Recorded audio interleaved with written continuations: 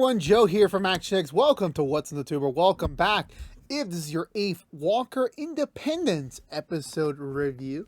Also, good morning. Hopefully you're waking out well with my voice. Speaking in your ear. I don't know where I was going with that. Yeah, we're back.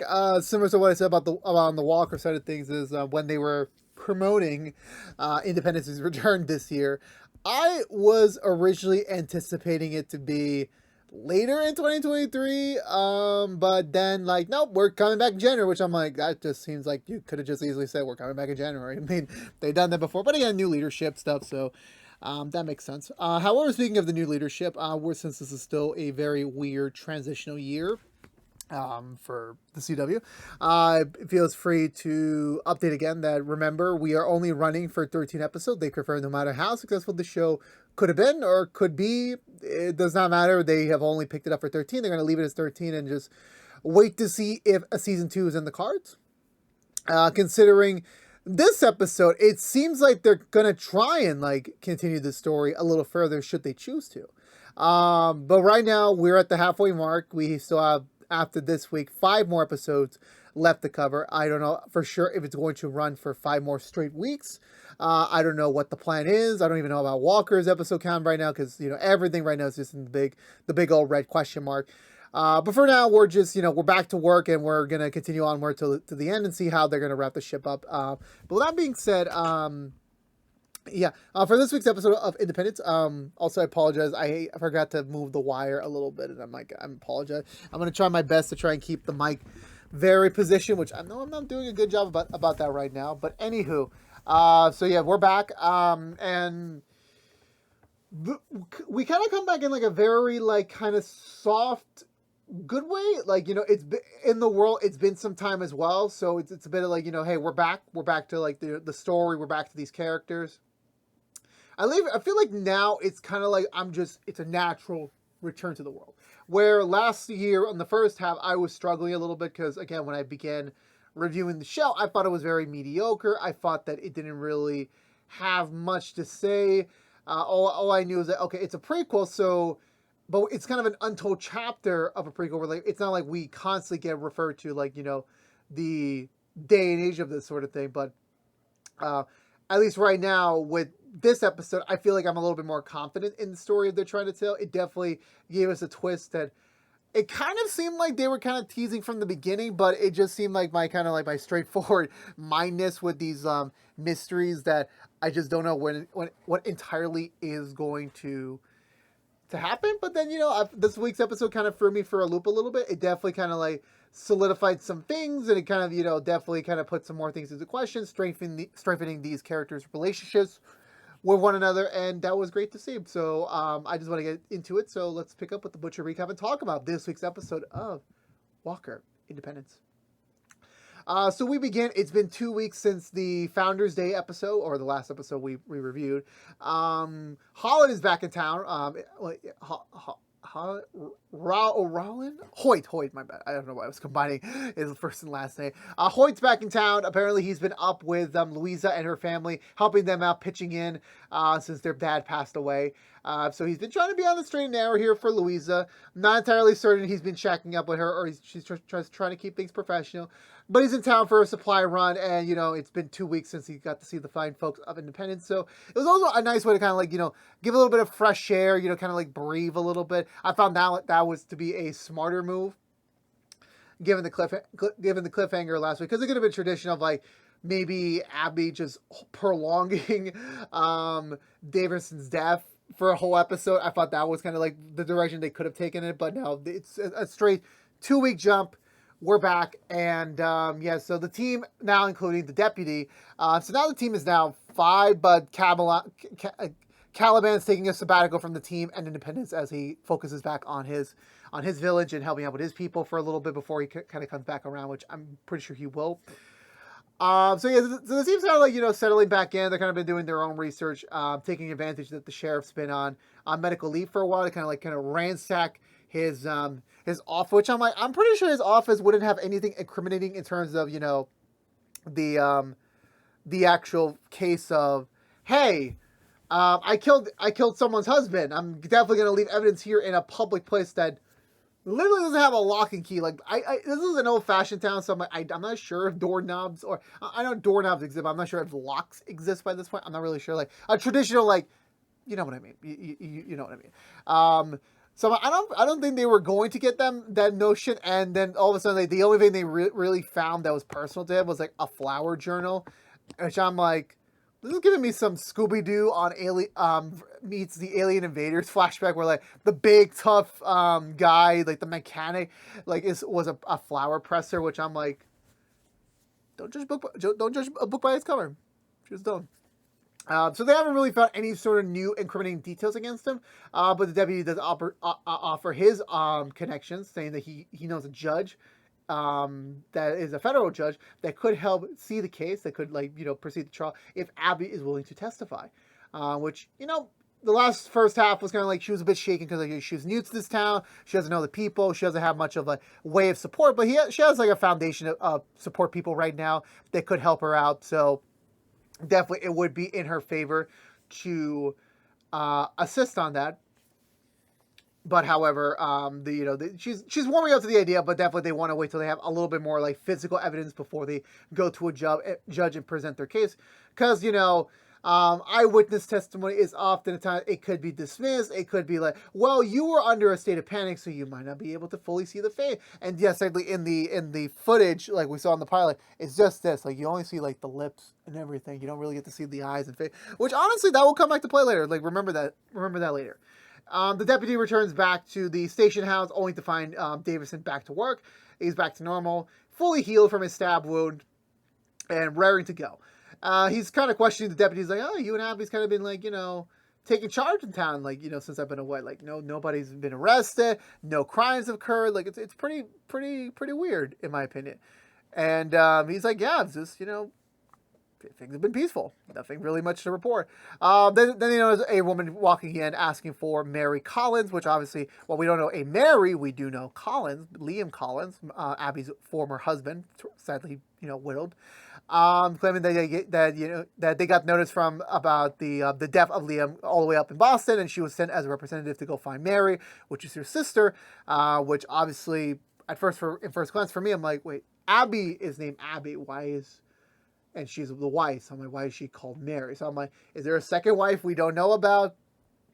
However, but if you remember, Abby's still claiming that she is not related to Liam. Like, she just ironically showed up in town a little bit after Liam's death. And that kind of created a bit of a, that's her story, or for her to say there without Davison knowing that, oh, you're the wife of the guy I potentially killed. Of course, the deputy now being in on the knowledge of, what they're trying to plan against Davison. He sees Abby approaching the station house, but he goes outside, turns her around, and kind of fills her in on the situation quietly. While obviously Davison's just following procedure of like asking questions about about the sister, the wife now in the contention of the sister, like any movements, like all that sort of like kind of help him out trying to find her. Abby gets filled in on it, while at the same time Davison takes I forgot the sister's name. I forgot. I'm sorry. We'll just call her like Sister Collins or something. I apologize. I didn't remember the name that much. So they head over back to the I forgot what they called it, the hotel. It's not a hotel. I'm gonna call it the hotel because I'm tired. They take her to the hotel. Obviously, the deputy already filled in everyone on the thing, so they're just trying to pretend like, oh, we don't know anything about Mary. We don't know anything about that, but we will give you great customer service. And, put you up here for free while we go help find your sister. So she takes her to her room, which Abby's there already. They reunite, obviously. Yeah, so apparently Abigail is her middle name. So Walker is their family name in Boston. So her name is Mary Abigail Walker. Ma. Oh, Mima. Oh, that makes so much more sense now. But anyway, so so when she came over, she decided to just ditch the Mary and just become Abby, which that honestly that was fair thinking. That was really fair thinking. So obviously her presence being there kind of now causes the confusion of like, okay, well, now we're going to look for Mary Collins. We got to find her. And we're not going to stop till we find a body or till we find the person. And obviously it's Abigail.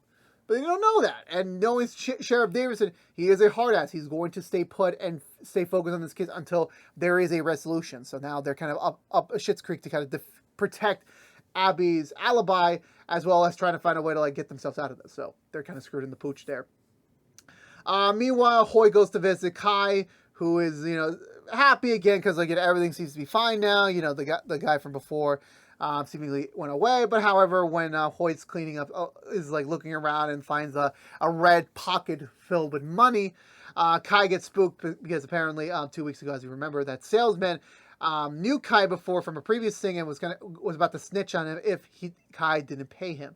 However, because Sheriff Davison intervened and stopped the whole thing, he didn't get his full money. So presumably, he went back to San Francisco and told the whoever's hunting down Kai that, Kai's here in this small town in Texas. So most likely they're in pursuit now and they're probably like on the way. And Kai's like, these people, this gang is very malicious. They're very dead set on making sure everything is equal and balanced. So they are here. They're going to come and kill Kai. And he kind of gives Hoyt the kind of like the abridged story of what happened in San Francisco. He was there for work, and then he met someone, a woman, and he was very much, I don't know if it was a love thing, but like he definitely cared about her, and he definitely was not happy with her conditions. So she tried to help her run away from the gang, and then I guess someone kind of caught them during their escape process. They must have split at some point to kind of, even out, and then I guess the businessman found out about Kai for probably the escape attempt, or he just knew Kai. Who knew?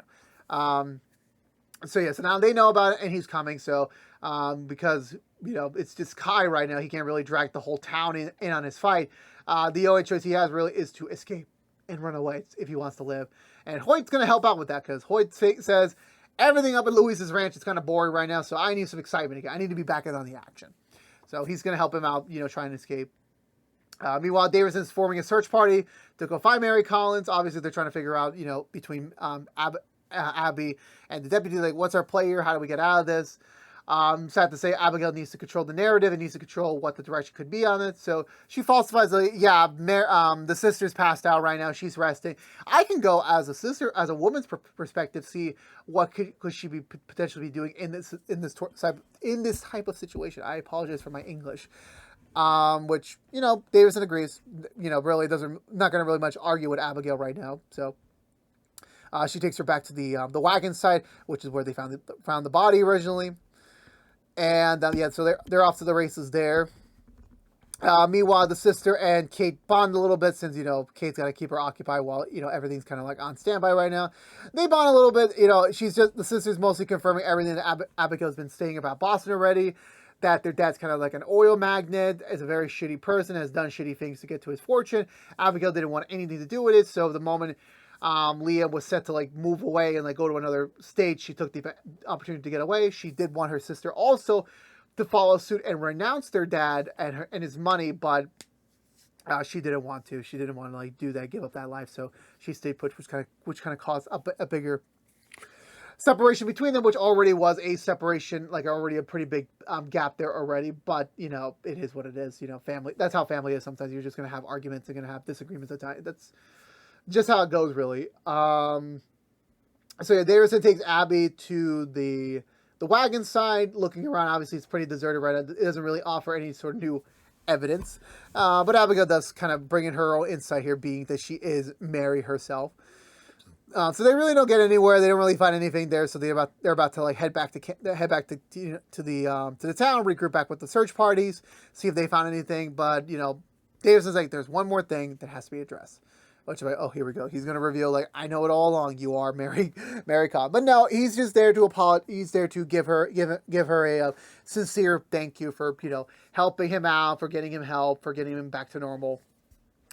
And then we get a flashback where Abigail did briefly think about letting him die and just letting him be there, but however, it would have been a whole different can of worms by then and there. But she helped him get back to normal, and so he owes her a really big debt of gratitude, which again Abigail needs right now because again she's trying to still maintain that she's on his side when in reality she's still trying to figure out how did he kill Liam? Where's the smoking gun in that case?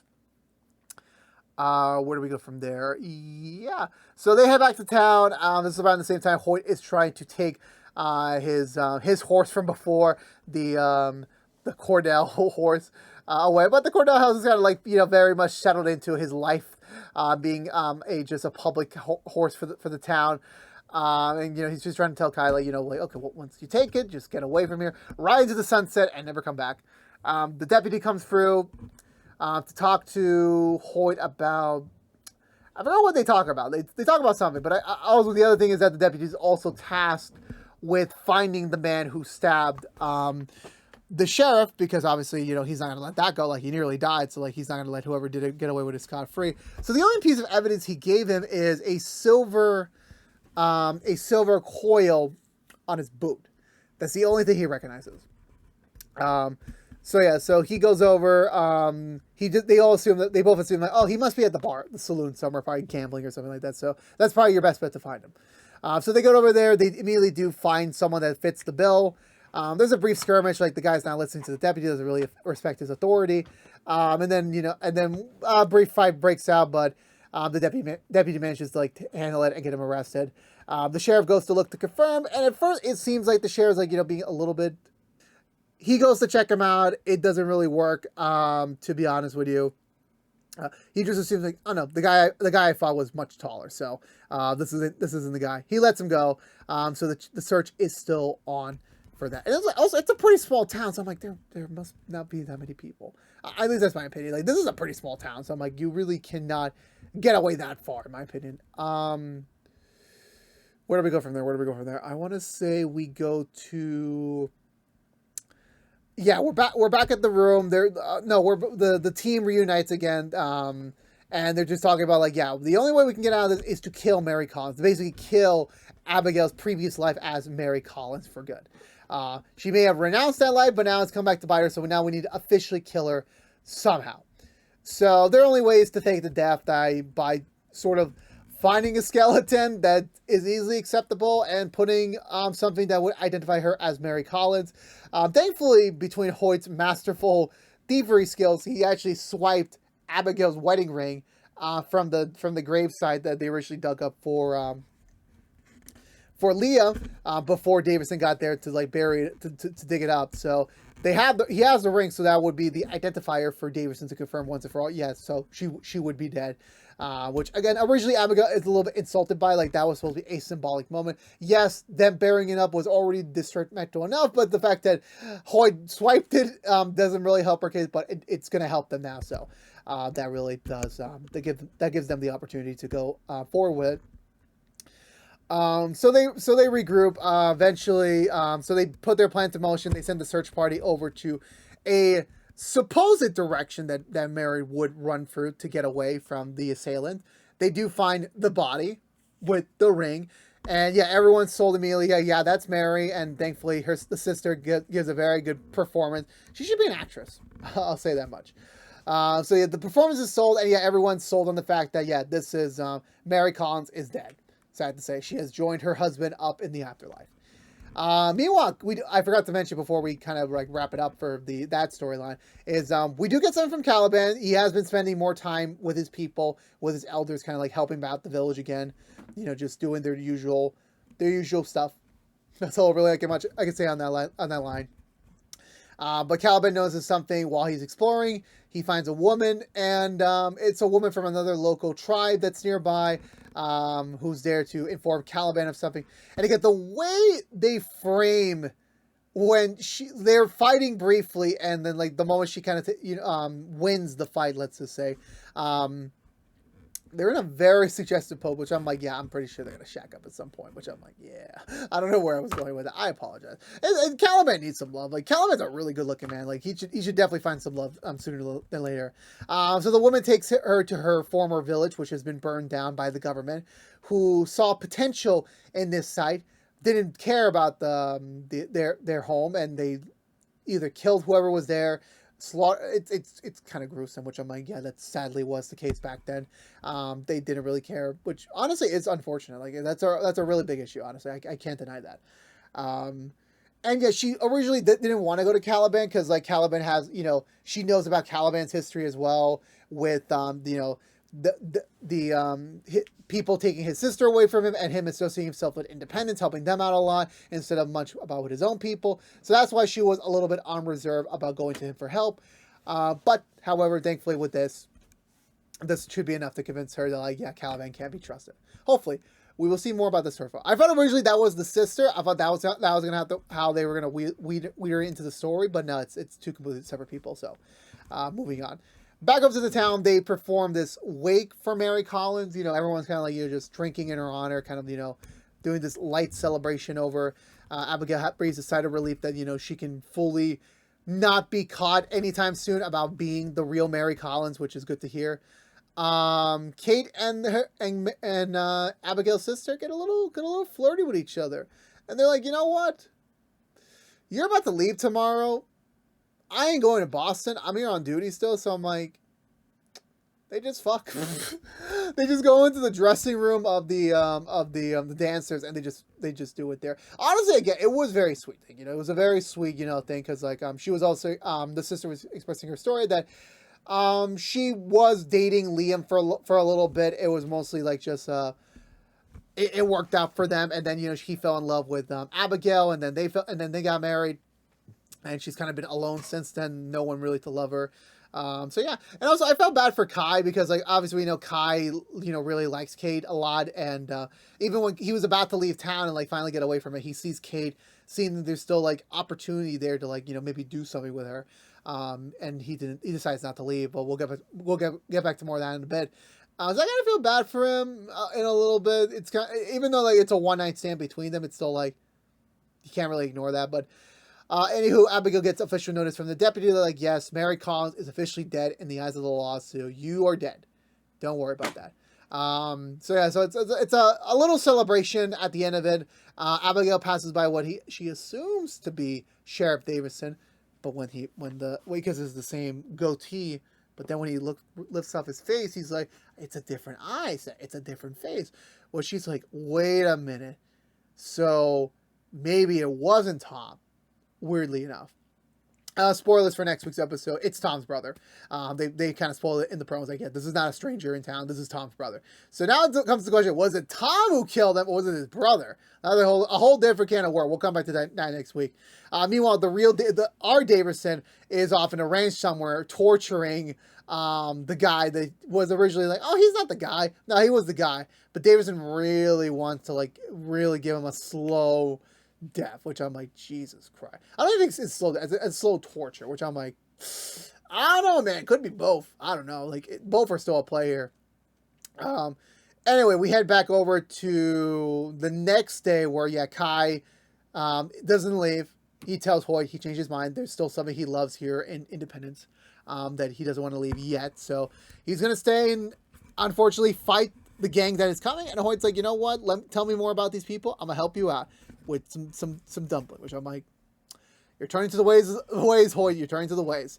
I want to say, yeah. So the sister leaves. She gives Abigail a little piece of themselves, like, you know, to kind of symbolize, like, yeah, you'll probably never be able to come back to Boston, but at least, you know, you can still have a place of home here while you're doing your thing here. She even pleads with Abigail one more time, like, just come with me. Screw it. Be safe with your family. She's like, no, I gotta stay here. I gotta do what's right. Even the sister and Kate have one more kiss before she heads up in her station wagon, you know, in secret. And then, yeah, I think I want to say, yeah, the last scene is them regrouping back at the hotel. They're still shocked Hoyt's still in town. They thought he would have scrumbled back off to Louisa already, and he's like, you know what, I'm gonna divide my time a little bit more better, like, you know. And they're like making bets, like, oh, he's not gonna stick with this life any longer than he has to. And they're like, yeah, they knew it. Also, he brought cookies, which I'm like, damn. Is still my cookies out there? I should bake some cookies. Anywho, so they're regrouping, kind of having a usual team meeting about what they could do now that, you know, Abigail is dead, quote unquote. But Abigail, like, throws a wrench in the plans, thinking, like, wait, I don't think it was Sheriff Davison after all who killed my husband. Which is like a big goal for them. Like, wait, what? We've been literally following you for like weeks now on this thing, and now he's telling us, oh, Tom may not be the one to kill. Like, come on, man. Like, obviously for them, they're probably going to have that reaction, but once she explains it a little bit more, definitely there's going to be a big old question mark next week. This definitely kind of reinvigorated the story for me a little bit, kind of like throwing a wrench of like, we knew he had family, but I just thought the family was like very much, you know, off-center, just do your role, and then we will reap on your benefits. That's basically it. That's what I was assuming they were going to do, but Twas not the case, but that was the end of this week's episode of Walker Independence. So for me, I thought, yeah, this was a really great episode. Definitely was. I think I preferred this episode more than Walker a little bit more, because it definitely did, like, kept the story on its feet a little bit, like how they were going to approach this with the, Abigail's sister coming into play. Definitely setting up something new with Caliban, like, with his like him being on his own now. And yeah, definitely, like, now, like, we have to contend with, like, an actual other suspect is pretty interesting, to say the least. And also, I guess the Davisons ironically have the same goatee, ironically.